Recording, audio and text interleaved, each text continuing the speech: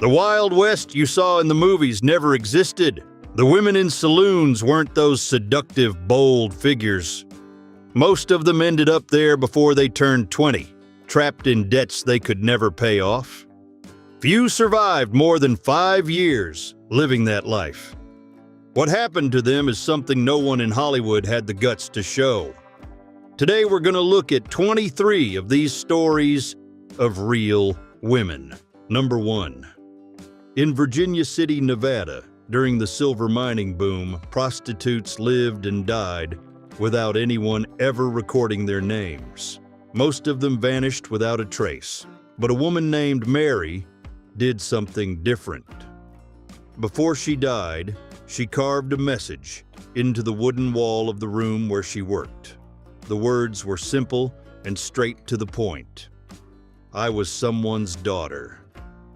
Think about that for a second. She didn't ask for help. She didn't write a letter. She understood nobody would claim her body, that no newspaper would print her obituary. So she did the only thing she could. She turned that wall into a document. It was her way of saying that before that room, before that life, she had a family, an origin. That sentence lasted longer than any gravestone ever could. Number 2. In 1880, a government census taker knocked on the door of a brothel in the Wild West and wrote down the name of a 12-year-old girl, Minnie Smith. He recorded it, closed his notebook, and moved on to the next house. Nobody investigated. Nobody came back to get her out of there. The official document still exists today in the federal census archives. Think about that for a second. The government itself knew a child was living in a brothel and did absolutely nothing. It wasn't some isolated case that slipped by. It was a public employee doing his job, logging that situation like it was routine. In mining regions, the exploitation of miners was part of the economic machine, just like pickaxes and saloons. Profit came first, human dignity came last. Minnie had no voice back then, but the record that should have protected her became proof of an entire system's neglect. Number 3. In the Boot Hill Cemetery in Tombstone, they dug up a locket alongside the remains of a nameless woman. Inside it was a picture of another woman, maybe a mother, a sister, someone she left behind. In the records from the time, she shows up only as a soiled dove, the term they used for prostitutes. No last name, no story, no proper funeral. But that locket tells what the official documents ignored. She had people. Somewhere, someone probably kept a seat at the table for a daughter the desert swallowed up. Thousands of women disappeared like that in the American West. They came into towns out of need, by mistake, or because they had nowhere else to go. When they died, nobody claimed the body. They were buried in shallow graves with nothing but what they had in their pocket. That locket survived time and indifference. It's the only thing that proves that woman existed as something more than a police record. Number 4. Ah Toy, the law as a weapon of war. In California in 1849, most Chinese people had no voice at all in American courts. The system just wasn't built for them, but Ah Toy didn't accept that. She arrived in San Francisco during the gold rush and built her own business in a territory dominated by men. When customers tried to pay with fake gold, she did something nobody expected. She took the case to the American legal system.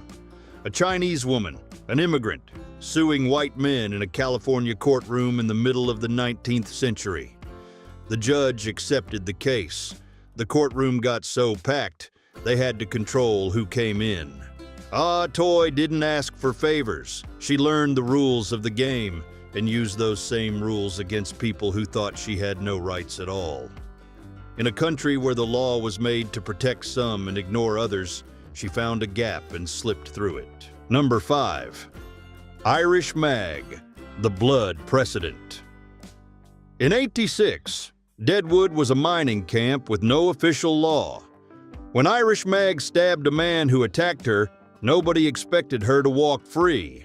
Prostitutes back then were treated by the system like second-class citizens, people the courts basically ignored. But something happened that no one saw coming. A jury made up only of men, miners, and merchants deliberated for just 10 minutes and found her not guilty. 10 minutes. Think about that. In a time when women could barely even testify in court, that group of men recognized she had every right to defend her own life. Without realizing it, that makeshift jury set a precedent that challenged the mindset of the day. The decision said something no Wild West court had said so clearly. No matter your job, nobody is anyone's property. Number 6. Squirrel Tooth. Alice got that nickname because of a front tooth that really stood out. Her real name was Mary Elizabeth Haley, and she started out in 1850s Texas with nothing to her name. What few people talk about is how she got out of total poverty and ended up running her own business at a time when a woman couldn't even open a bank account. She understood something a lot of the men around her didn't. Whoever controls the money controls the rules. In the roughest parts of the West, where most women were used and tossed aside, Alice saved every penny and invested in property. She didn't ask permission or wait for someone to open the door for her. In a world built by men and for men, she just bought the key. Her story raises a question that still hits a nerve today. Was the system so brutal that the only way out was to become its owner? Number 7. Alice Ivers was born in England in 851 and got a formal education, something rare for any woman back then. When she arrived in the Wild West, she found out she had a talent few men could match. She was brilliant at the math behind poker. With a cigar between her fingers and a face that gave nothing away, she sat at the toughest tables in the West and cleaned the guys out one by one. The detail that caught everyone off guard was that she never needed to cheat. According to her, there was no need because the men already played badly enough while being honest. With the money she built up at the tables, she opened her own place, Alice's Palace, which worked as a casino and brothel. But she had one non-negotiable rule. Every Sunday, the place shut its doors so she could read the Bible in peace. She lived to 79 and never apologized to anyone for the path she chose to take. Number 8. In 1907, Ellen Little did something few women in that situation had the courage to do. She spoke up. After surviving a suicide attempt in a Chicago brothel, she didn't stay quiet. She went straight to reporters and laid out, in detail, how the debt system worked from the inside. The madams charged the women for the room, food, clothes, and even fines when they tried to refuse customers. The math never worked out. The more they worked, the more they owed. It was a numbers trap designed so nobody could get out. Ellen's account hit the newspapers and caused an uproar the brothel owners didn't expect. Because it's one thing for a city to know the district exists. It's another thing to read, in plain detail, how it works. The public outrage that followed did more for reform than years of moral preaching in churches. Number 9. Molly Johnson lived in 1880s Wyoming, in a place they called a hog ranch, basically a roadside bar that sold cheap booze and offered female company for soldiers and cowboys. But her operation went way beyond that. Molly ran the place with an iron fist and became known for a level of violence that would make any gunslinger think twice. Reports from the time say she beat up customers, threatened her workers, and was involved in at least one murder. What stands out is that in that isolated area, far from any real law, a woman managed to build a small empire based on fear. The military authorities at Fort Laramie knew what was going on there, but for years nobody did anything. Molly operated in a gray zone where civilization still hadn't really arrived, and that gave her total freedom to do whatever she wanted. Number 10. Molly May, the woman who fooled an entire town. Deadwood, South Dakota, was one of the most brutal places in the Wild West. A mining town where the law barely existed and racial prejudice could cost someone their life. And that's exactly where a black woman decided to live by passing as white. Molly May ran her own business for years, dealing face-to-face with people who would have never accepted her if they'd known the truth. Every morning was a calculated risk. Every conversation was a test. She didn't use some elaborate disguise, just her lighter skin tone and the confidence of someone who couldn't afford to hesitate. The most impressive part is that no one around her suspected a thing. In a time when being identified as black could mean losing everything, including your life, Molly built an entire life on a secret. It wasn't just survival. It was a daily bet against a system that wanted to erase her. Number 11. Fanny Porter ran one of the most strategically placed establishments in San Antonio in the late 1890s. It wasn't just a brothel. It was a meetup spot where members of the Wild Bunch, including Butch Cassidy and the Sundance Kid, hid out between robberies. The police knew it, but they never managed to get enough proof. Fanny had one simple rule: nobody talked about who came in or went out. That code of silence made her essential to some of the most wanted outlaws in the country. She moved money around, helped set up escapes, and kept connections with criminal networks that stretched across entire states. When pressure from the authorities finally ramped up, Fanny simply vanished. Nobody knows where she went, when she died, or what name she lived under afterward. In a world where almost every criminal back then ended up locked up or dead, she walked away without a trace. And that might be the biggest feat of all. Number 12. Julia Bullitt lived in Virginia City, Nevada, during the Silver Rush in the 1860s. That town was basically lawless, where miners risked their lives every day and had zero protection. Julia understood that before any politician did. She organized fundraisers for the volunteer firefighters, cared for the sick during epidemics, and paid out of her own pocket to help families who lost everything. The firefighters named her an honorary member of the company, something no other woman managed back then. In January '08, she was found strangled in her own bed. The whole town stopped. Firefighters carried her coffin down the main streets, and stores closed their doors out of respect. A French immigrant named John Moline was hanged for the crime, but a lot of people at the time doubted he acted alone. What did Julia know about the mine owners that made her so protected and at the same time so vulnerable? Number 13. Pearl Hart had everything going against her. To be just another woman forgotten by the system. She worked in saloons, went through things nobody would choose, and lived with practically no money. But in 1899, she did something nobody expected. She robbed a stagecoach in Arizona. It was one of the last stagecoach robberies ever recorded in the Wild West. And the reason? She needed money to take care of her sick mother. When the police got their hands on her, Pearl didn't hang her head. She did the opposite. She used the newspapers to her advantage, gave interviews from jail, and built an image as an outlaw with a cause. The reporters loved it. The public did too. She understood before anyone else, something that seems obvious today. If society has already pushed you to the margins, you might as well control the story yourself. After she got out of prison, she simply disappeared. Nobody knows for sure what happened to her. Number 14. Big Nose. Kate lived long enough to see the Wild West turn into a movie legend.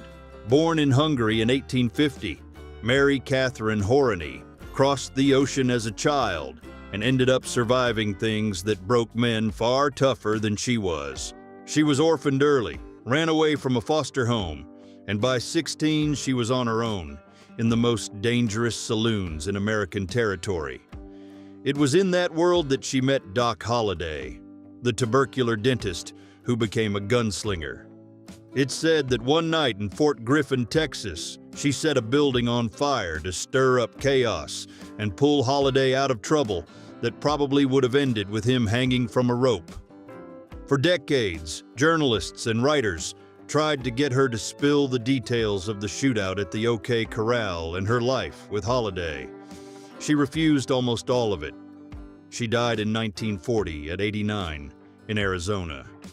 She took to the grave what nobody could buy, threaten, or talk her into handing over her version of the facts. Number 15.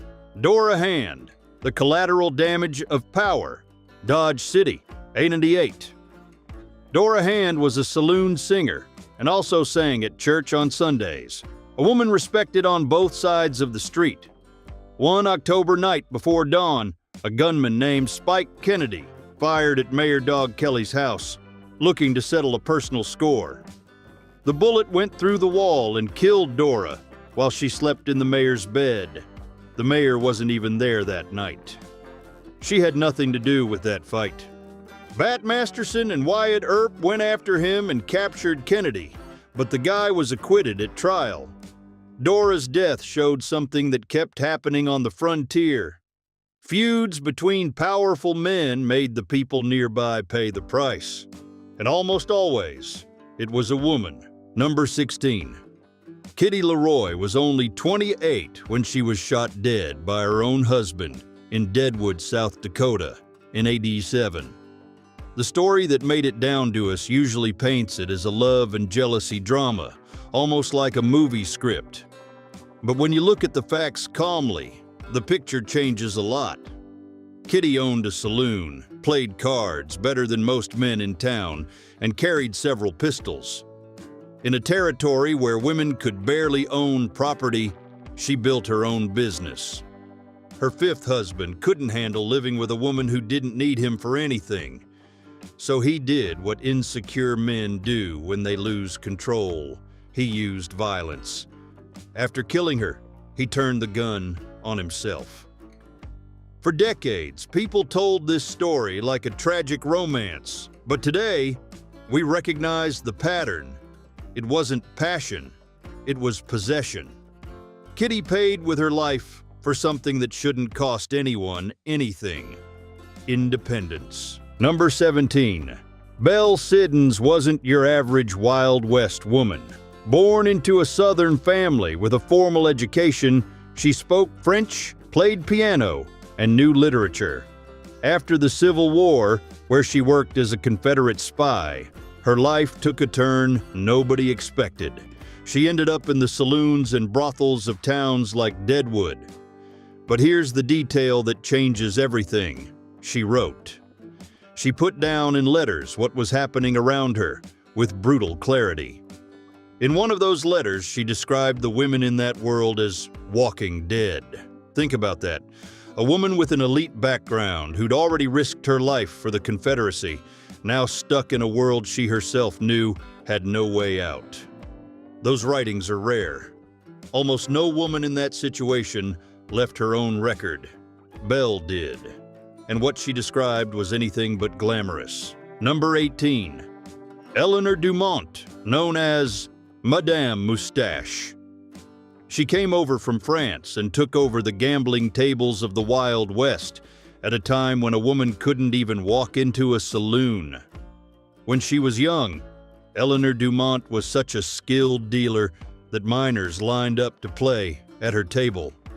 The charm helped, of course, but here's the detail nobody talks about. The West didn't forgive women for getting older. Over time, hair started growing on her upper lip. The nickname came fast and without mercy, Madame Moustache. She didn't run. She spent decades working gambling tables, getting tougher and more experienced, but her debts kept piling up. and the respect she thought she had was really just mockery in disguise. One day, she left town carrying a bottle of wine and a dose of morphine. She didn't come back. Her story shows something brutal about that world. A woman could be brilliant at what she did, but she was only taken seriously as long as her looks still pleased people. Number 19. Mattie Blaylock, the ghost of the legend. You know Wyatt Earp. Everybody does. The hero of the OK Corral, the lawman who faced the cowboys in Tombstone. But what about the woman who was by his side through all of it? Mattie Blaylock lived with Earp as his wife for years. She followed him to Arizona, and she was there during the tensest days in that town. But when Earp met Josephine Marcus, Mattie basically stopped existing in the story. He left and never looked back. Mattie was left alone with no money and no support. She ended up relying on laudanum just to get through the day-to-day. She died at 30 from an overdose, probably on purpose. And here's the detail that stings. In the decades that followed, when biographers built up the Earp legend, Mattie was erased on purpose. Josephine actively worked to remove any mention of her from the books. The story of the Wild West wasn't just written by the winners. It was edited by the people who were left. Number 20. Josephine Hensley arrived in Helena, Montana in 1867, when the town was still little more than a mining camp full of men crazy for gold. She had little money and no connections, but she understood something businessmen took decades to learn.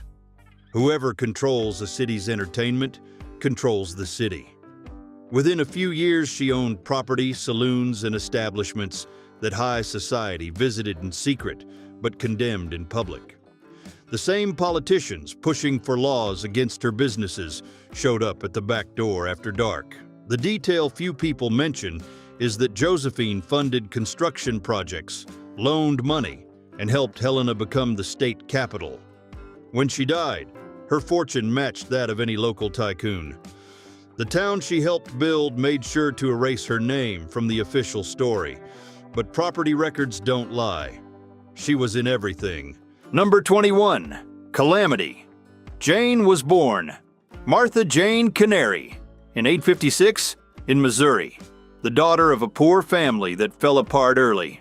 By 12, she was already an orphan. Surviving on her own in mining camps in Wyoming, her real life was marked by hard labor, heavy alcoholism, and a poverty that never let go. But here's the detail few people know. Jane understood before anyone else that a good story is worth more than the truth. She started spreading exaggerated versions of herself, saying she'd been an Army scout and that she saved soldiers in combat. No military record backs that up. In 1896, she published an autobiography packed with made-up episodes that turned her into a legend.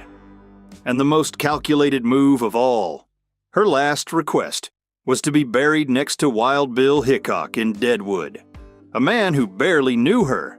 Even in death, she chose the script over reality. Number 22. Belle Ryan ran one of the best-known brothels in Denver in the late 1800s, but what stood out wasn't the business itself. It was how she ran it. At a time when women in that life were treated as disposable, Belle did things differently. She paid doctors to take care of her workers, made sure no customer abused them, and set rules that a lot of legit places back then couldn't even imagine having. Sounds contradictory, right? A brothel owner worried about human dignity. And that's exactly where the story gets interesting. Belle made money off a system that ruined lives, but she used that money to soften the damage the system itself caused. She wasn't a hero or a villain. She was someone operating in a gray zone most of us can't even imagine. The question that sticks is this: when every option is bad, does doing the least bad thing count as doing the right thing? Number 23. China Mary, Polybemus, Life's Lottery. Sometime in the 1870s, a Chinese girl was sold by her own family and brought to the United States. She arrived in Idaho without speaking English, knowing no one, treated like property. Her real name was Lalu Nathoy, but here she became just Polly Bemis. The story goes that a miner named Charlie Bemis won her in a poker game. Think about that for a second. A human being's fate decided by a hand of cards. She got lucky because Charlie turned out to be a decent guy, and the two of them got married. But what if he hadn't been? What if another player had won that hand? Her life would have been completely different. That was the reality for a lot of Asian immigrants back then. That so-called American dream everyone talks about didn't start with opportunity. It started with pure survival. And for Polly's fate, everything depended on who had the best cards that night.